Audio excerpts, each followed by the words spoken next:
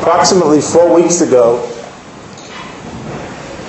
amidst the darkness of the brutal murder of the Kedoshim of Har Nof, there was simultaneously an explosion of light.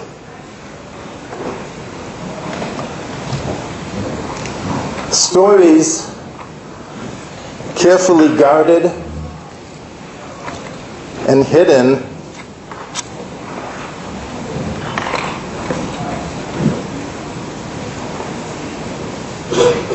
for decades began to surface.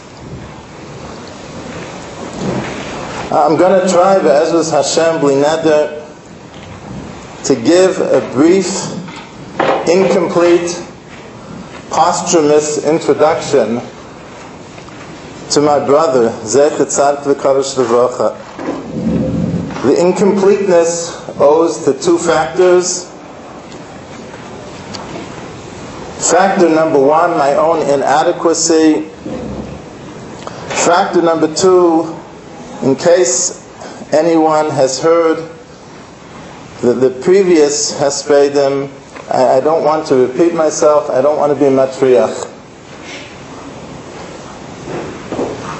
Omer Chizki, Omer Rabbi Yirmiyah Mishuma B'Shimon Bar Yochai, Ve'isi B'nei Aliyah, Ve'hein Mu'atin. What does the term B'nei Aliyah mean? Rav Haigon says, Aliyah Ma'ilo Ha'elyona B'matan Schar, Boneha Mu'atim. Aliyah, according to Rav Haigon, it's similar to the usage when Chazal use Aliyah to designate a loft. So here, B'nei Aliyah means those who inhabit the loftiest place in terms of the schar given to them by HaKadosh Baruch Hu.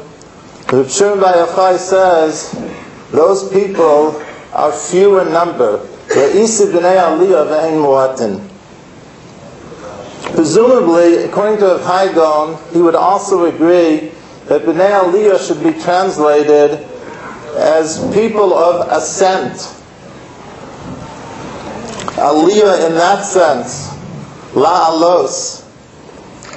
The only way one ultimately ends up as a Ben Aliyah, occupying the loftiest place in Olam HaEmes, is if one's entire life is a life of Aliyah, a life of ascent. That's a point that needs to be emphasized. Consider a moshel to the physical life cycle of a person. So there's a period, there are tkufas when we grow. And within that, there are tkufas when there are growth spurts. Too often, for too many of us, forgive me for projecting, our spiritual life cycle mirrors the physical life cycle. There are tkufas of growth. Maybe there's even a tkufa of a growth spurt.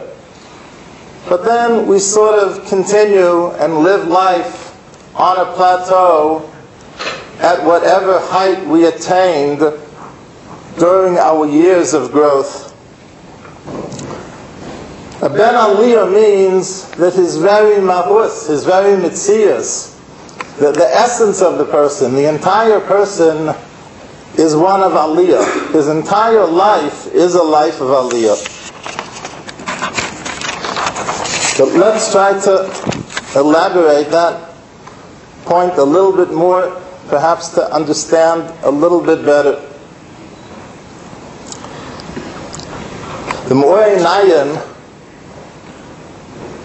my brother knew if you woke him up at 2:30 in the morning and you asked him any Torah of Reb Chaim, he would tell you. But if you woke him up 15 minutes later and you asked him any Torah of the Morei Nayim, he would have told you that as well.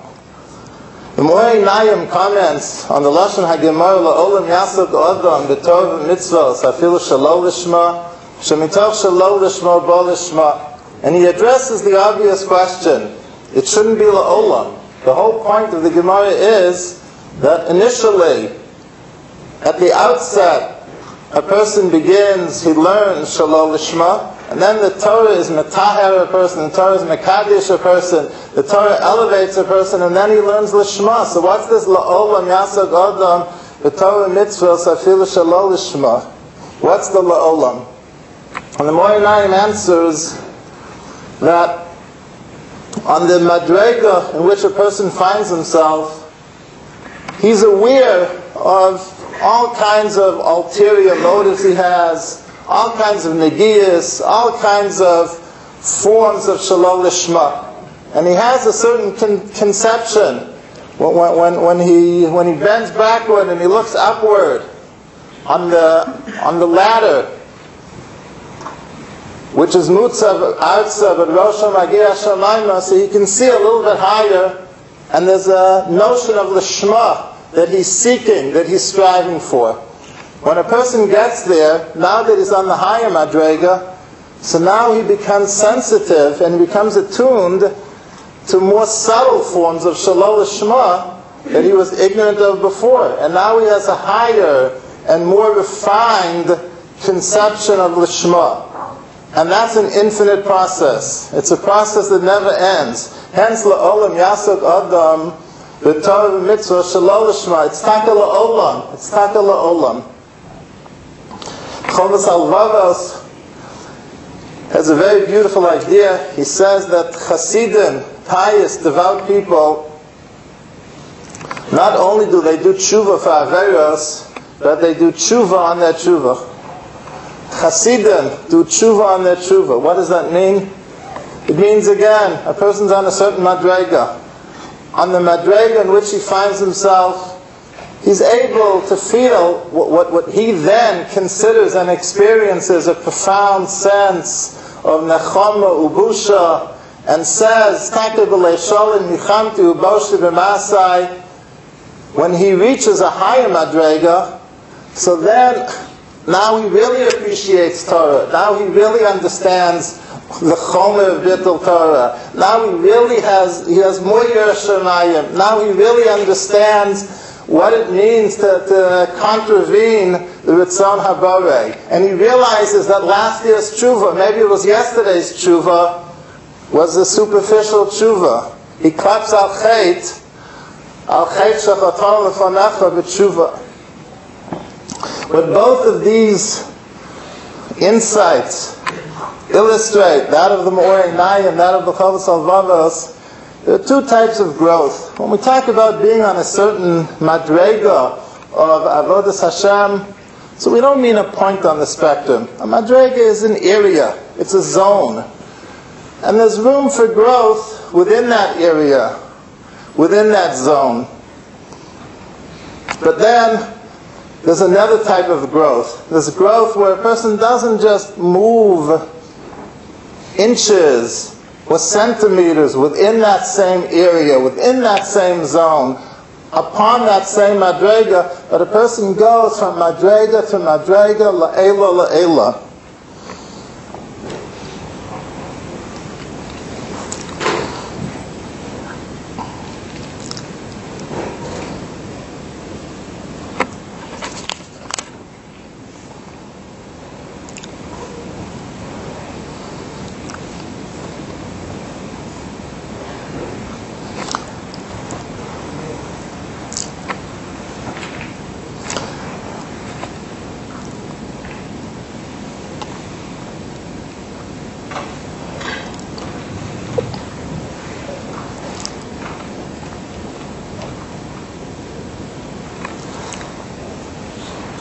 My brother, Zeichet Tzadik V'Kadosh Levacha, was a Ben Aliyah.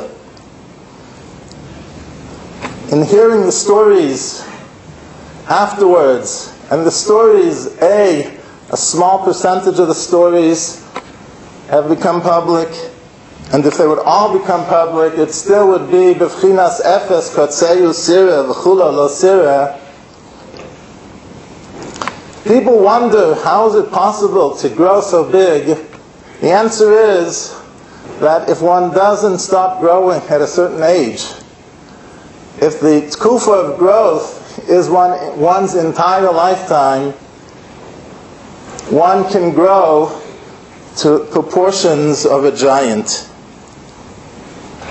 Let's try, Be'ezus Hashem, to identify some of the drachim of the Ben Aliyah.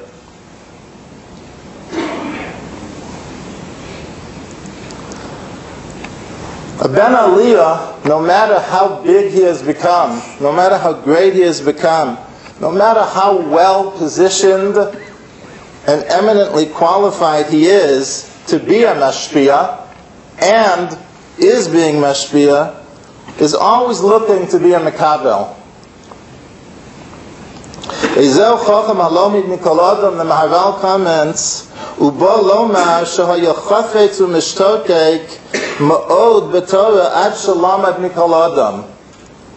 He has such a yearning, such a tshuka for Torah, he goes anywhere and everywhere.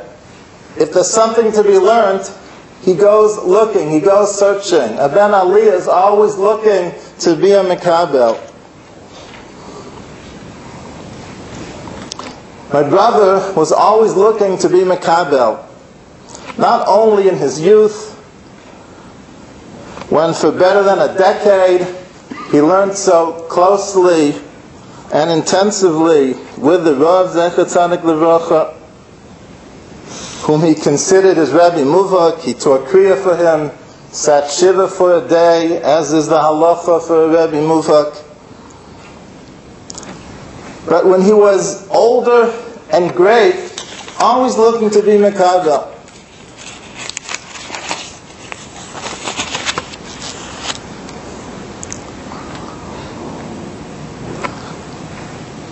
When he had mastered Nigla quietly, as part of a quiet, modest chabura, he used to go to Rabbi Yisrael Elia Weintraub and was machniya himself and became a Talmud in learning Nista. One Chodesh Elul, he was in his low 30s at that point, already living in Eretz Yisrael. So he left Eretz Yisrael for Elul and went to Manchester. So as a rule, I never ever asked him why he was doing things. I knew that he wanted to do things for Hatzneya and was not going to intrude upon it. I don't know why I broke that rule. But I asked him what he was going for. I didn't spell it out. I didn't spell the question out because he would have objected stridently. But what do you have to learn? So I don't think he necessarily made full disclosure, but he wasn't docha b'kash either. And he told me, I went to learn how to make a bracha.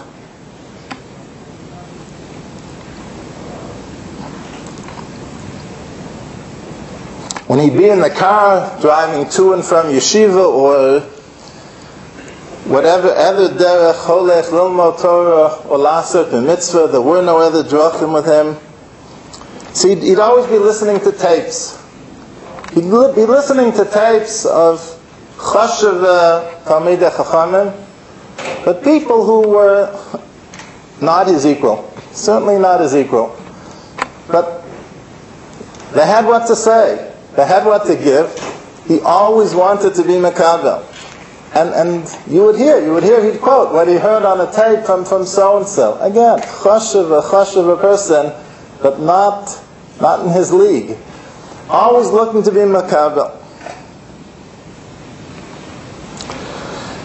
Another tchuna, another of the drachim of a Ben Aliyah. Rambam writes in Perek Gimel Hilchos Talmud Torah, Misha Rotza Liskos B'Keser HaTorah Yizoher B'chol Leilosav V'lo Ye'aber Afilu Achas Mehen B'Sheina V'Achila U'Shsiya V'Chayotzei B'Hen Ela B'Talmud Torah V'Divrei Chochma.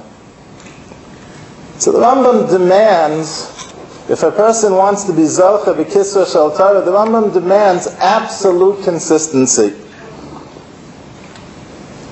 So on one level, the pshat is clear.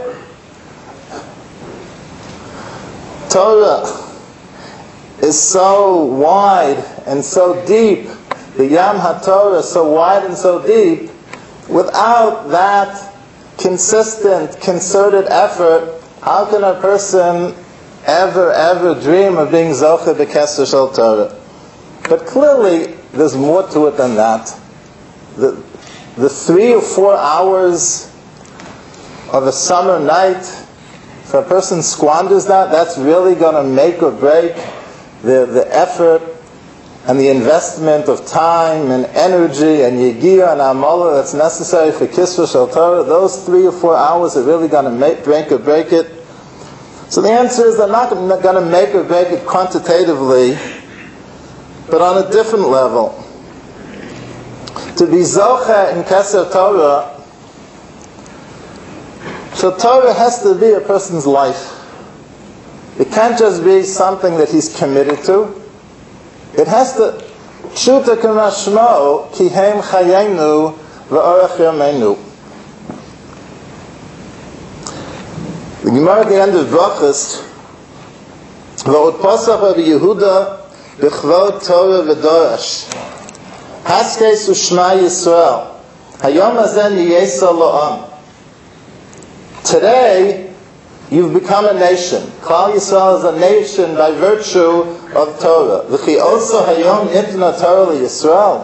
Moshe Rabbeinu is saying this pasuk at the end of the 40 years. V'halo oso yom sof arba'im shana hayah. Ela l'lamdecha shechaviva Torah al lomdeha b'chol yom v'yom ki yom shenitna mehar Sinai. Torah is so chaviv, so dear, so precious to those who learn Torah. It's as if it's new, the excitement, as though the gift is a new one. Teda, sheharei adam korei kriyash mashachris v'arvis, ve'erev echad eino korei, dome k'mishalo korei kriyash me'olam. Astounding.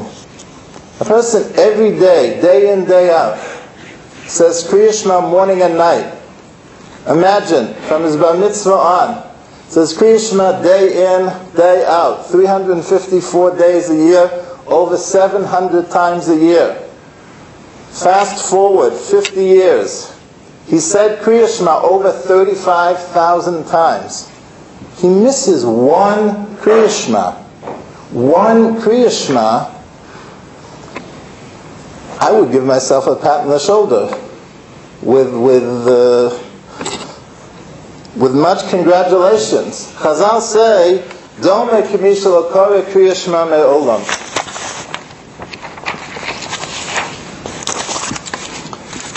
Once, when we were visiting and talking, so my brother quoted, I think it was from Reb Aaron Kotler in Nishnas Reb Aaron, that Reb Aaron says, "Pshat, if Kabbalas Ol Malchus Shamayim is what it should be, it means that's a person's life. There's nothing tangential about it. There's nothing peripheral about it. It's a person's life. Kabbalas Ol Malchus Shamayim is a person's life. If it's one's life, you can't miss it even once. If a person misses it even once, so then Sofa Huchich al Tchilasa, yeah, it's a mitzvah, and he's been very conscientious, and he's worked very hard, but you know what? It's not his life. Don't make me shalokara kriya shema me'olam.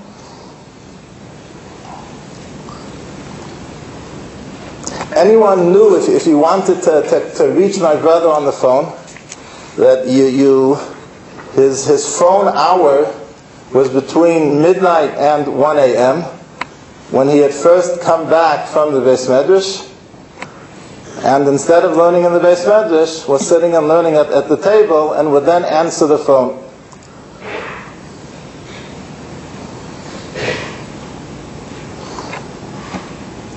A couple of years ago, again, in one of our visits. So I told my brother that someone had shown me a clip on YouTube. I don't know why privacy was invaded, nor do I know whether I should have watched it, but I did. And I told him about it. There's a clip of Chacham Ovadia Zatzal going to Reb Chaim Pinchas Scheinberg Zatzal. And at the time, Chacham Ovadia was close to 90, I'm not sure exactly what his age was, somewhere around there. And he was suffering terrible, terrible back pain. So terrible that it affected his concentration and he couldn't learn. And you see in this clip that Chacham Ovadia is crying.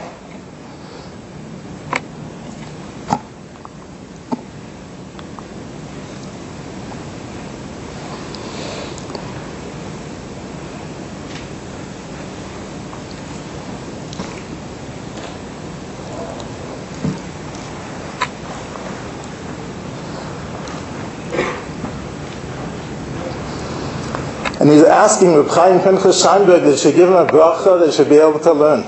And Reb Scheinberg is telling him, lo levkot. And he's crying like a baby. So I told my brother I'd seen this clip.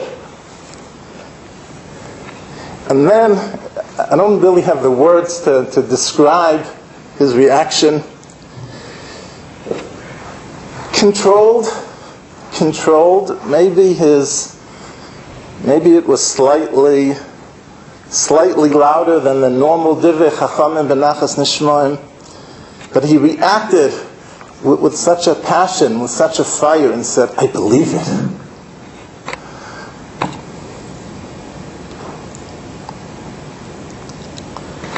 Bnei Aliyah demonstrate a remarkable, unflagging consistency that Sama Nafshi Le'Elokim Likel Choy, which burns inside of them. The thirst is unquenchable. The consistency is remarkable. A third of the qualities of a Ben Aliyah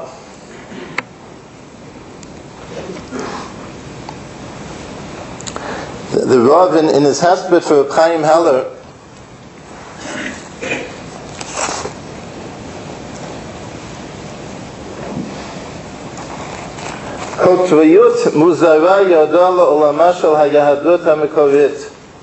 there's a strange polarity within Yahadus. Mitnana'atikim tultalet ben shtei ha'idiyot shel gadlus v'yaldus. It goes back and forth between gadlus, greatness, maturity, the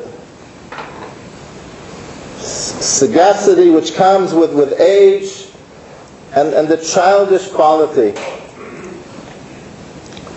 And he describes how Gedolei Yisrael are simultaneously old, wise, and mature, and their children. The sense of excitement.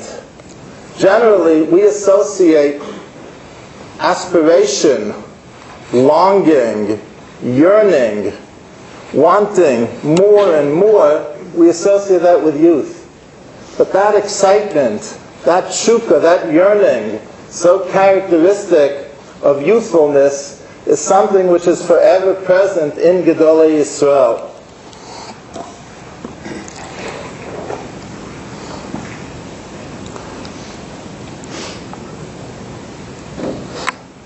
My brother remained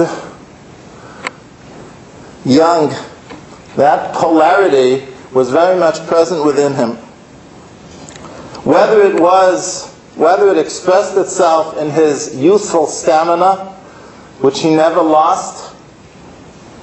A friend of his from almost 50 years ago wrote us a letter of Tanchumim, in which he said that he was astounded to find out, he said, I was astounded to find out that Moshe was still keeping the same schedule that he had 40 years earlier.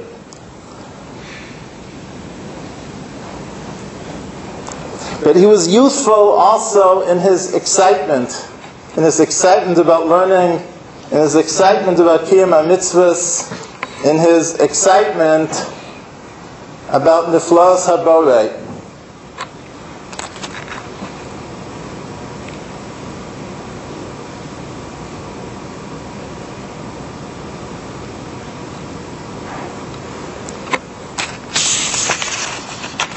He went this past summer.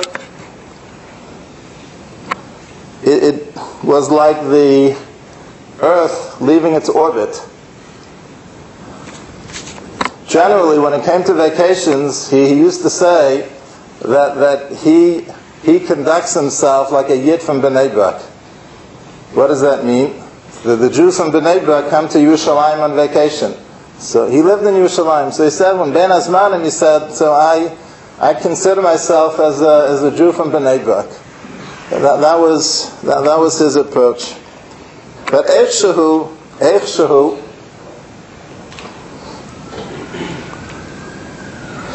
he went this summer and he saw the Alps.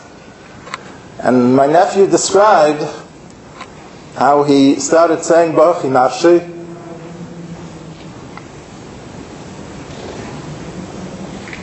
He was crying.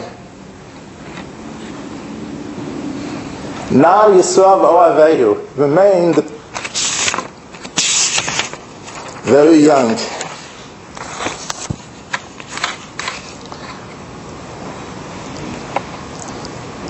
He would describe with great geschmack. I think I'm retelling the story correctly. When Rav Shmuel Grozovsky was in Boston for medical treatment and came to visit the Rav went to visit him. At one point the Rav told him something and he jumped out of his chair, literally. He was so excited, he jumped out of his chair, literally. Those were the stories that my brother enjoyed telling.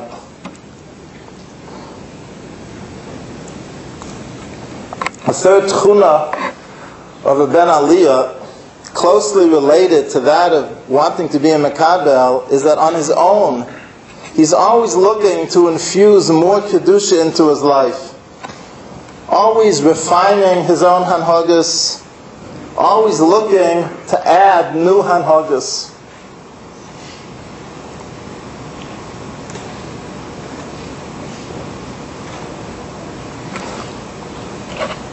Again, his children described how in recent years, with his wife's advance consent, Shavuos night after davening, he didn't go home to make Kiddush, but first stayed in the Beis Medrash and learned for a few hours.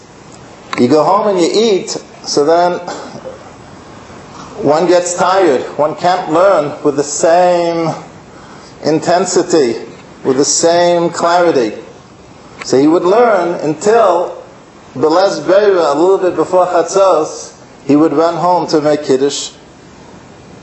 A new Hanhaga, always, Moshe v'holech, Moshe v'holech.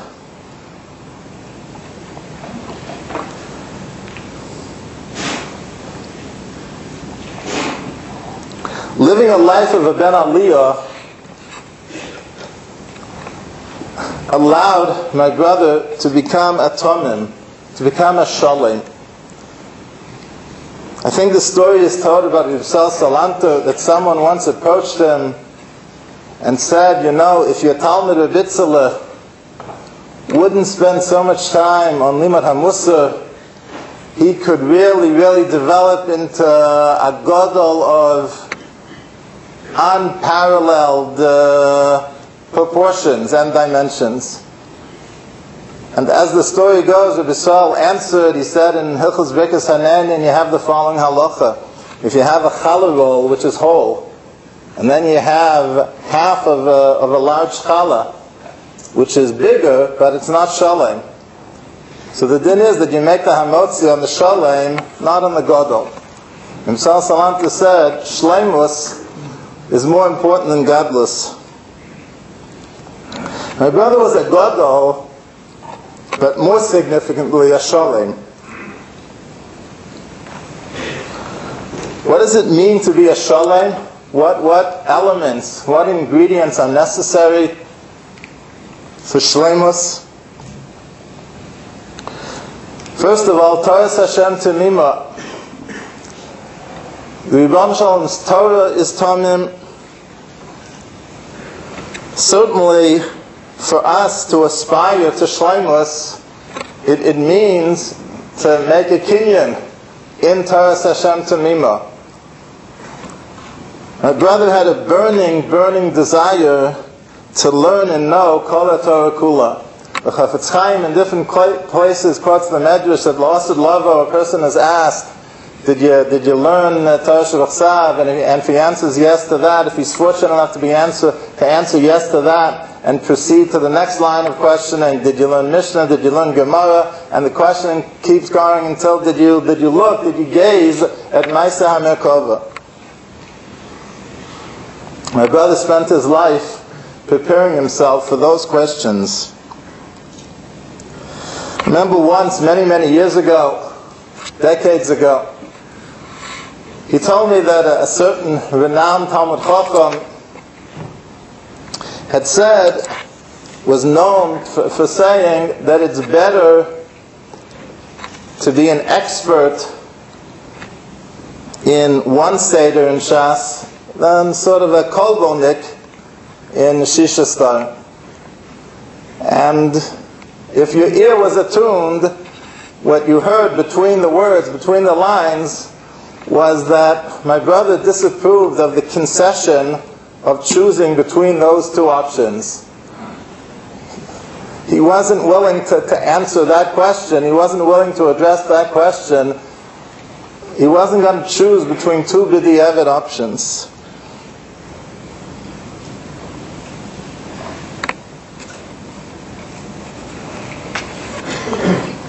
The Tzmimus in Torah, not only, I'm not ready to say Eidos, but those who have said the Eidos, so as Eid mi pi Eid, I repeat it, not only Hein benigla, Hein benistar, but often one finds, when people learn Sifrei Machshava, there's a certain niche. Some people learn Torah Sagra. Some people learn Sifrei Musar. Some people learn Sifrei Machshava, Sifrei Chasidus. Some are drawn to Maharal. Pshuto k'mashma'o.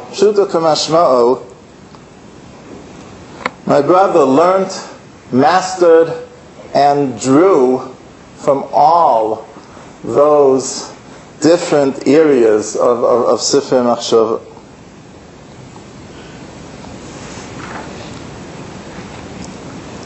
Another major ingredient in Shleimus, the Gaon says that all of life is for Tikkun HaMidos. We're all familiar with the quote from Yisrael Salanter that it's easier to learn and master Shas than it is to break and refine and correct a single midah. And obviously Rabbi Yisrael was not in any way minimizing the accomplishment of learning Shas.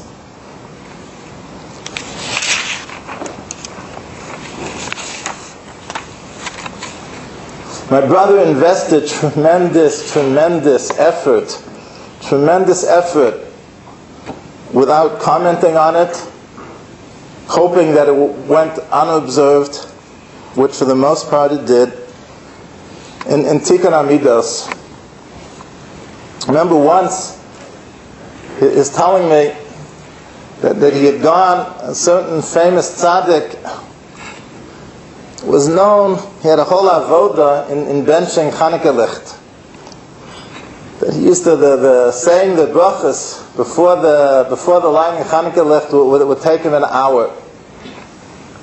So Kedarko Vakodesh, my brother was looking to be makabel from everyone. He had to go see it once. He had to go see what there was to learn from that avoda. And Taka Kachava, this tzaddik said the brachas. Took him an hour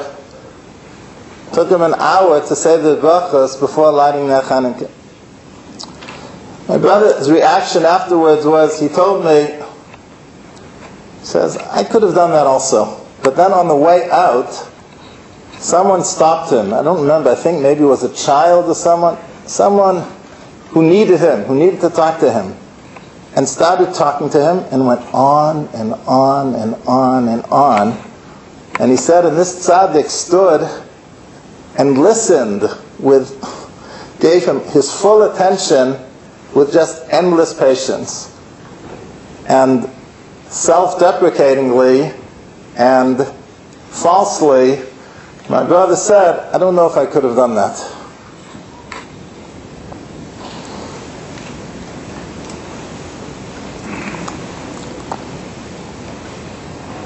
Another element of shleimus. The mission in the beginning of Perkei Avos, al shlosha dvarim ha'olam omer al Torah al vod al gmilas chasadim, the Meiri writes, v'ha inyan, shebechan dibru al kavanas mitzios ha'odam, shehu lihiyos bo shleimus. Skipping a little bit. Yitachin lomar, shebetachlis mitzios ha'odam, hu lahashlim atzmo hashleimus she'efshar lo. Skipping. V'hashleimus omnam hu begimel dvarim. Similarly, the Maharal writes, V'hinei hizboya l'cha ki be'uyim elu shlosha sheyihu amudei ha'olam kasher elu gimel dvarim mashlimu ha'adam.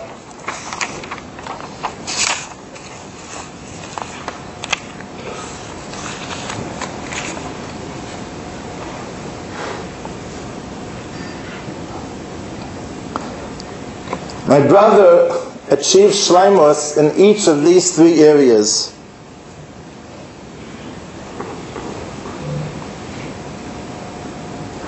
Gadlus and Torah, Tikkun Amidos and Chesed. He valued every second of his time. Every second was Kodesh Kadoshim for learning. When someone needed an ear, he could sit for hours, literally, with that person, and he did. Everyone was received with such a warm and warming smile. And my earliest memories, such tremendous effort invested in tefillah. Again, a story that he told me once. People of stature, people of substance don't talk about themselves. One has to piece together and try to gain a window into their soul by seeing what they praise about other people, to what stories about other people that they find themselves drawn. My brother told the following story about Reb Velvel. It was Rosh Chodesh. Reb Velvel used to say, as did the Rav as well, used to say the Shtil Shron Esrei somewhat audibly. So those around him heard that he forgot Yalav Yalav. So they go over to him and say, Yalav Yalav. Keeps on going. Yalav Yalav. Yalav Yalav. Finally, one person has the temerity, goes over and shakes on the kapota. Yalav Yalav. Velvel ignores them. Continues, finishes Shron Esrei. They go over to him afterwards when he finishes Shron Esrei, and they say, the Rav didn't say Yalav Yalav. Why didn't you tell me?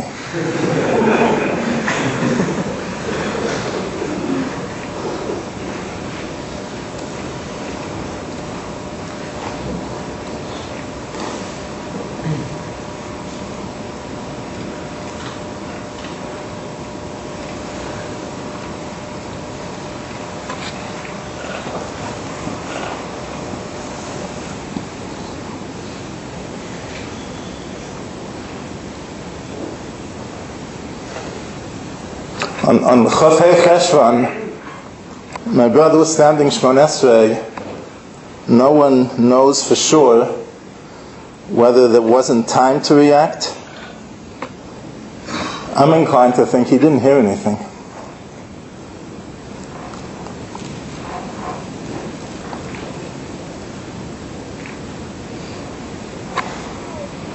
I can't tell you that for a fact. It could be that there just wasn't time to react. I think he didn't hear anything.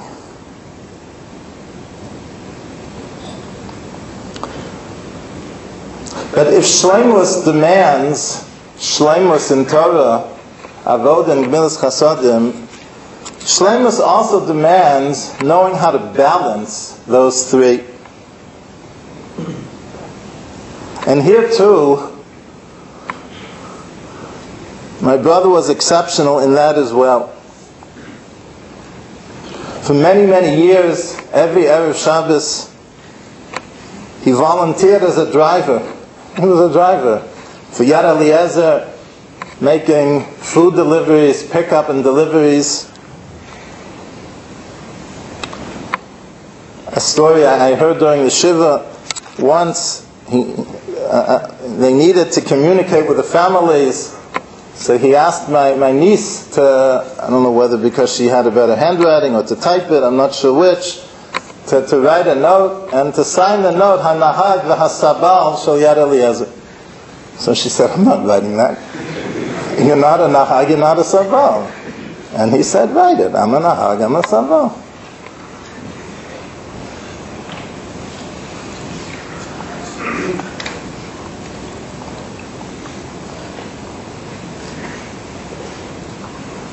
He was makpid to the nth degree on Shmiras Einayim, on Altar B'Sicha Ma'isha, and he knew how to find the balance between that and between welcoming family members into his home and making them feel welcome and comfortable.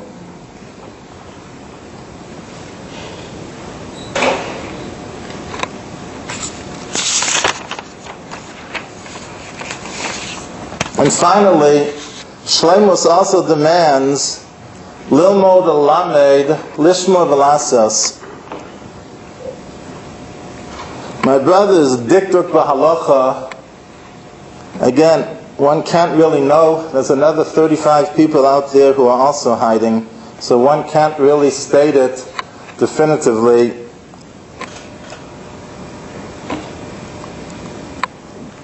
Yitachen, he was a Yochid Bedoro in terms of his Dikduk Bahalacha. Some people, Chasidim, Anshe Maisa, so makpid, kashrus, Shabbos, Chometz b'Pesach, Ner Chanukah, Mitzvah Chavivi Ad Ma'od. My brother had dikdukim and hidurim in every single mitzvah, Lelo, Yotzim, and Akal.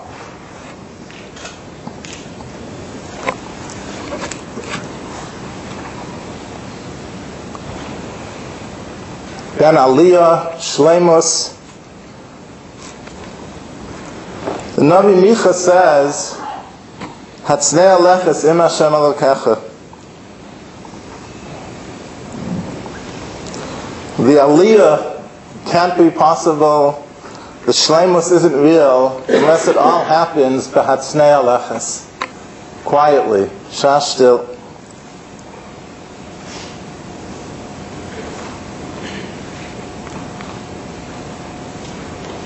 Reishis Chochma writes, Nimsa ki mechlal hachanefim hua osa maisa mitzvah lakel yizbarach v'kavonoso b'shvil sheyechabduhu b'nei odom. Because of B'chovos HaLevavos, ki ha'osa maisa b'shvil kvod b'nei odom o miyirosam eino ovei laborei ela l'b'nei odom. The pshat, to the degree that a person has moreh basav adam, which isn't dictated by the halacha, so that detracts from his Mora Shamayim. To the degree that a person is interested in, is concerned with the reaction of others where the halacha doesn't warrant it, so to that degree it detracts from the concern he's supposed to have for HaKadosh Baruch Hu's reaction. Because the yira, klape HaKadosh Baruch Hu, the concern for what HaKadosh Baruch Hu thinks, is supposed to be absolute and exclusive. The degree to which one is interested in covered from others, so to that degree it detracts from the absolute focus and concern that a person is supposed to have as to what HaKadosh Baruch Hu thinks.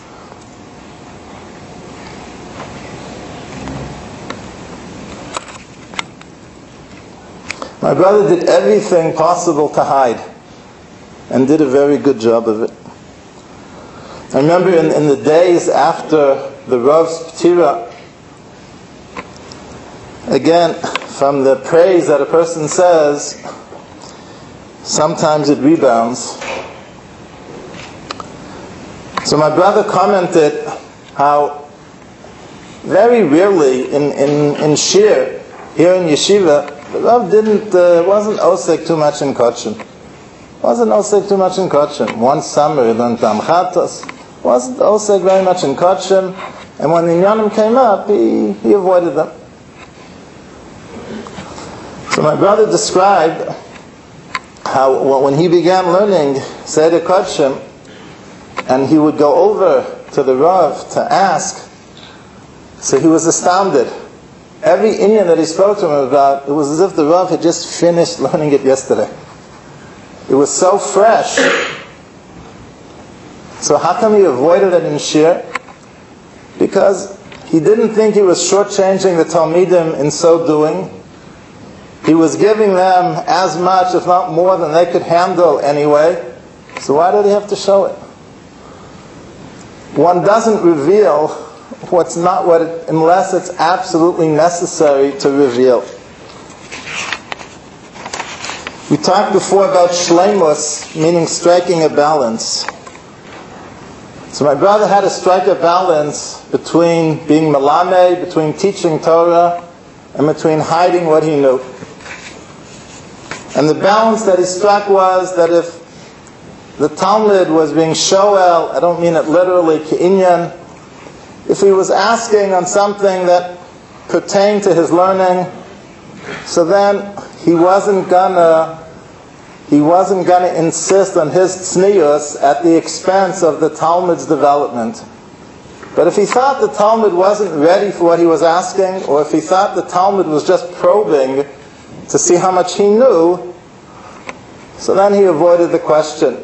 The Talmidim tell the story that once at one of the Friday night Sudas, so one of the Talmidim said to him, Rebbe, what's Kabbalah?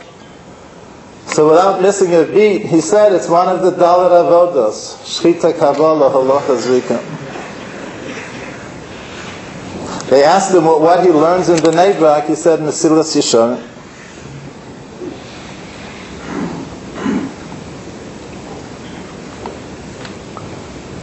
But there's also an art to tznius. There's an art to another. Shol Kumitan, Ezel ben Olam Haba, Anveson Ushval Berach, Shayef Ayel, Shayef Nofek.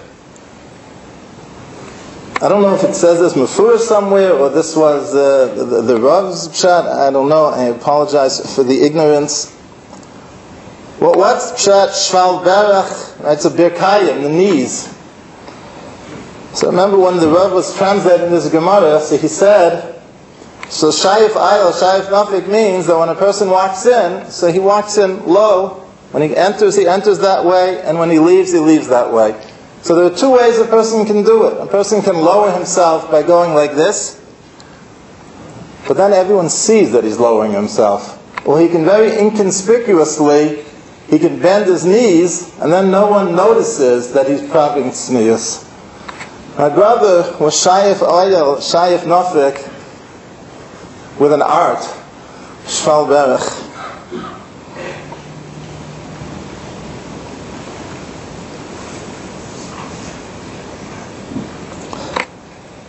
In Ruach Chaim, Chaim Volozhin is paraphrased as follows. The bakosha that we have in Edelkai, Nitzur, Nafshi kelfal akol tia, psach livi b'sorasecha v'acharei mitzvosecha tirdof nafshi. Says Reb Chaim, shetia nafshi nechsheves l'chol habrios ke'ofa mamash. Shetia nafshi nechsheves l'chol habrios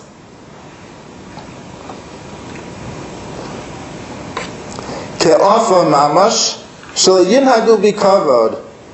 V'oz yochel lios psichas leiv b'Torah v'lirdof acha mitzvos. It was Mekuyim in my brother. That same Gemara in Sanhedrin, Ezo ben Olam Haba, the Gemara says that one of the Simoni ben Olam Haba, Eino machzik tova la'atzmo.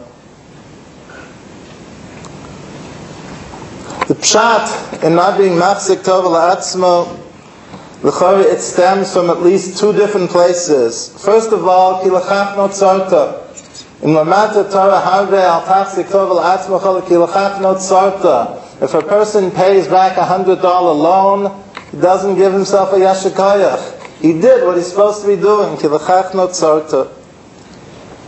But moreover, the more Torah a person learns, the more, if he's really learning Torah authentically, and the Torah is registering on him, impacting him the way it should, so the more he recognizes Gadlus Haborei, and the smaller and smaller he becomes in his own eyes, and how can he possibly be machzik tova la'atzmo? I remember once, for tachlis purposes, I was asking my brother about someone learning in yeshiva. And my brother thought very highly of him, very, very highly. And the way he characterized him was as follows. He takes what he does very seriously, but he doesn't take himself seriously.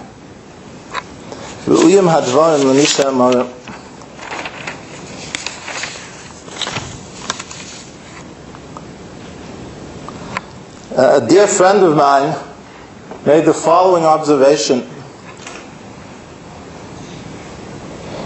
When my brother was Hesped, our father, he described, I think the phrase he used then in the Hesped in Eretz Yisrael, in Hebrew, was Yomov ha'achronim hanifloim. He described how my father daven ne'ilah, said vidui with an intense look of concentration. After ne'ilah, as the Kedushas Hayom ebbed and left, we sang, as was the minig in my father's Beis Medrash. And my brother was describing this remarkable, if one hadn't been there and witnessed it, too good to be true scene. And what my friend commented to me was, when he heard the news on Chafei Cheshvan, he thought of Rashi quoting Chazal, Osa misa asher isa v'chamadita, mitoch kedusha v'tahara ila'a.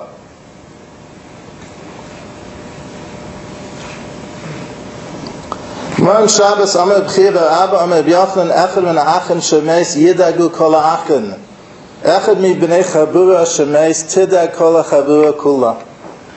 In generally, achin should be understood literally in a biological sense. Chabura should be understood in its narrow, communal, collegial sense. Everyone far and wide understood that the 4 Kedoshim who were killed 4 weeks ago died as Korbanos Tzibur. And when that happens, the Achim of Rabbi Yochanan's Meimer becomes Achenu Kol Bnei Yisrael, and the Chabura becomes Chaverim Kol Yisrael. It wasn't a Midas Hadin only against the families. It was a Midas Hadin against the families, but not only against the families. It was a Midas Hadin not only against the narrowly defined communal and collegial Chabura, but against Klal Yisrael. And the Da'aga